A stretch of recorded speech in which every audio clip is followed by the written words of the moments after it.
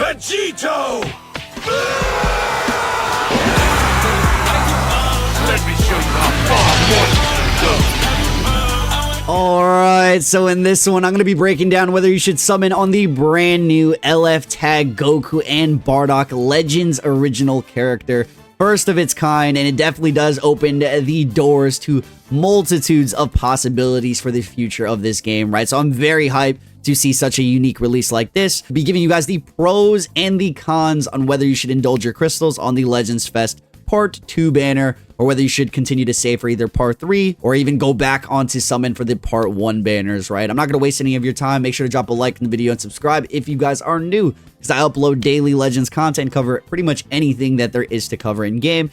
We do have the kits here. I think the most notable thing about this character is that it is a one-of-a-kind character, and to have them in such a, you know, a unique spectacle, right? The animations, the father-son kind of vibe, right, is one of the main factors for you to summon. If you really do enjoy the character simply for the fact that they exist and you're hyped for that, I think that is a great incentive to summon. I thought I would throw that first, just because a lot of people kind of are hindered to, like, I don't know if it's going to be valuable for, like, my team, or if he's gonna, like, age well. And these are all definitely things to keep in mind when summoning for a character. Longevity existing for the unit. He's gonna fit on many teams. If he's gonna be great, like, what is he, a top 10 kit and whatnot. But if you just simply want to enjoy the character, summon, because that's what a lot of people should do when trying to enjoy a game. This is a first of its kind. A lot of people are going to enjoy that, right? I felt like to throw that first into the picture. Definitely a lot of things to keep in mind, but enjoyment comes first. And I'm going to be enjoying this character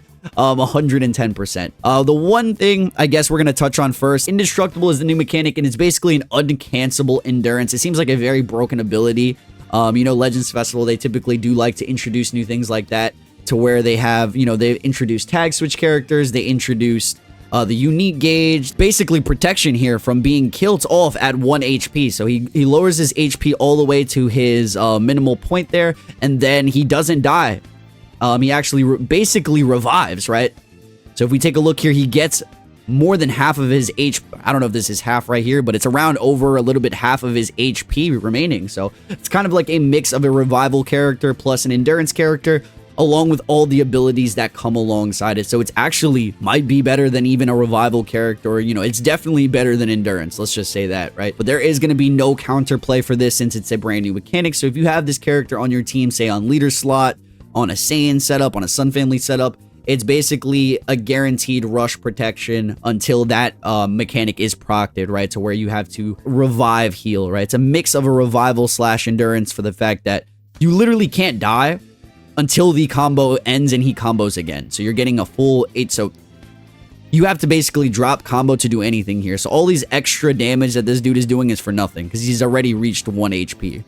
I think this is a pretty, like, right here, nothing is happening. He's popping this blue card for no reason. I would have, like, dropped combo and stuff like that. But so here he heals and the abilities are procted. If we scroll all the way down, this is their unique gauge here. One thing I'm noticing is that their unique gauge is I don't want to say a little bit underwhelming, but this is something to be considered. You can only activate their unique gauge one time, and this is all you're getting from it. So 30% to damage inflicted, so that's nice. You're getting damage inflicted, and then you're nullifying all these effects here. So nullifies enemies destroyed card effects for 20 count, reduce key effects, and reduce Dragon Ball effects for 20 counts. And there's a lot of means, I think, in his kit to actually fill up that unique gauge here. So the actual pop of his mechanic builds up the unique gauge by 50%. I'm assuming it's an ability that doesn't fill up very quickly unless, you know, this is procted. So these are the abilities right here. The following effects occur after receiving an attack that reduces own health to 0. Or a plasma effect cannot be defeated to self. So cannot be canceled, applies until enemy combo is finished. Cancels own attribute downgrades in abnormal conditions. Nullifies own attribute downgrades in abnormal conditions for 15 counts. Reduces enemy key by 50. Randomly destroys 2 cards. So it's a big disrupt. And inflicts enemies with no switching for 5 timer counts. So it kind of puts your enemy in a position to where it's like a big disrupt and they can't counterplay you. There's no counterplay. You're alive. You're back. You're probably filling up your unique gauge. You're getting a damage inflicted buff. And then you could go bananas pretty much. The way that this character does ramp up, he does get cover nullification on his green card. for 5 counts, amongst other things, damage inflicted, health restoration. So this is a unit that's probably going to heal a lot. If unique gauge is full, you're getting an extra ability here. You're building cut penetration on strike. Characters that do this is kind of crazy. Given its 10 timer counts on hit, still pretty good. 10% to enemy sustained damage cut effects. You're getting cover null on the second card landed every time that he enters the battlefield. So second card, you're getting cover null for 5 counts. So green card plus this, it's 10 timer counts of cover null. The one difference that I did peep from the Bardock and Goku kit is that on the third card, Bardock does get an increase of 25% to crit rate up to 50%, and then the Goku is just regular, I believe, strike damage inflicted. Yeah, 10% to strike damage inflicted for 15 timer counts. But they do ramp up a ton, you know, a lot of damage inflicted, innate damage inflicted to Lineage of Evil that can't be canceled, card draw speed, with everything considered here, the way that they ramp up, the amount of damage inflicted involved, the new ability that seems really good on paper. I'm kind of intrigued that they didn't give him more on the unique gauge. After you procced the cannot be defeated ability, so the indestructible ability, charges own unique gauge by 50, restores health by 50, so 50% is the exact amount, and nullifies unfavorable element factor. So you take type neutral damage for 15 timer counts.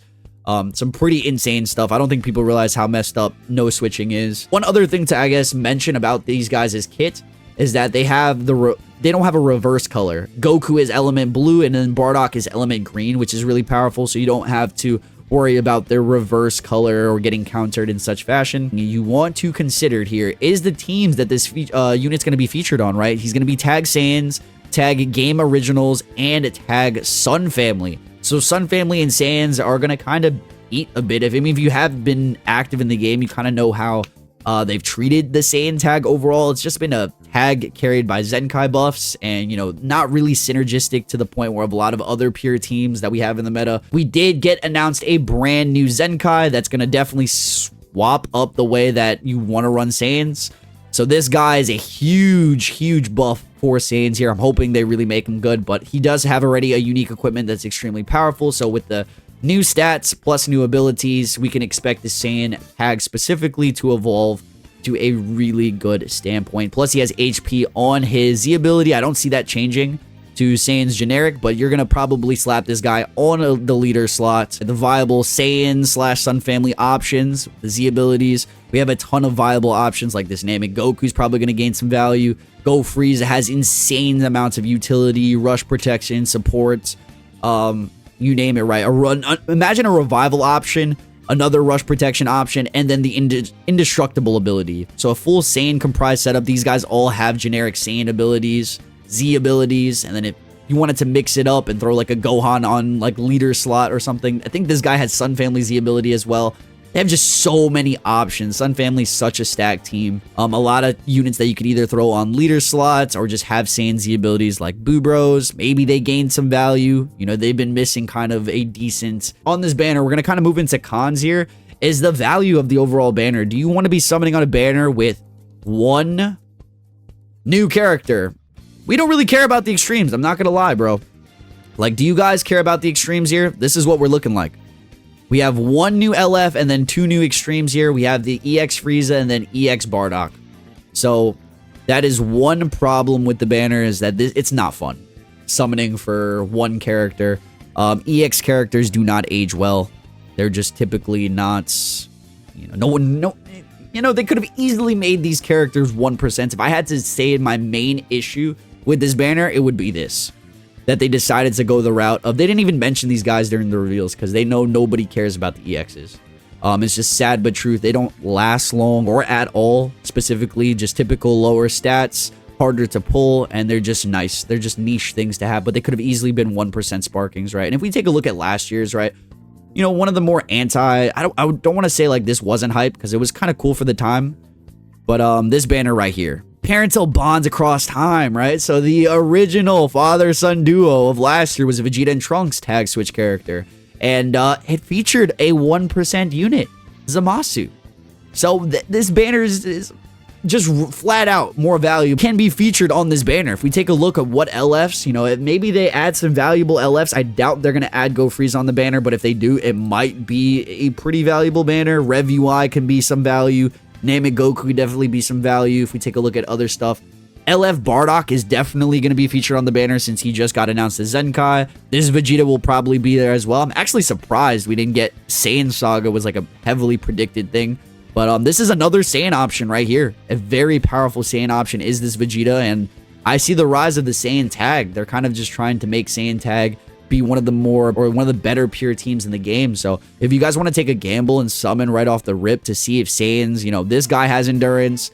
This guy has a lot of utilities. A lot of these characters, right? Go Frieza, Kid Goku, Namek Goku, Revival UI, a lot of utilities, man. I'm really curious to see what the kid is looking like for Zenkai Bardock. It can make or break this unit as well. Like, say if he just becomes trash, which isn't likely considering 9 out of 10 LF Zenkais are really good on release, right? Even this Vegeta is, from what I've seen, really good character. So it's actually going to give this Vegeta some value, Bardock. But if they add Go Frieza on the banner, you know, you might want to summon. Like, Go Frieza is still one of the best characters individually in the game.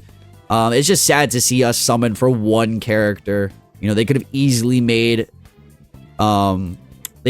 Where's the banner? Right here. They could have easily made these guys 1% sparking characters. I'm, like, pretty disappointed, to say the least, that we're summoning for one new character.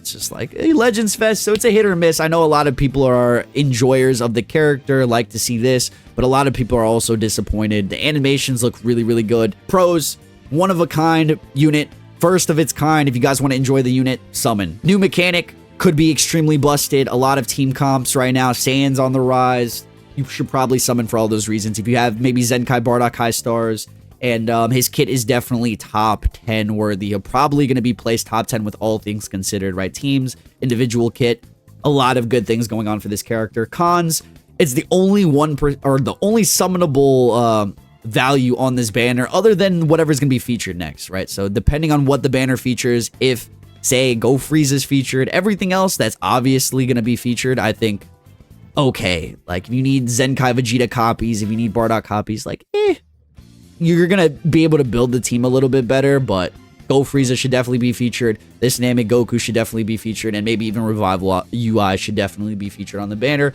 to make this this banner has some value to it, because if it doesn't have value, no one really wants to summon on this, bro. Like, so low value, you know, you might want to reconsider. It does have one new character. EXs just don't count.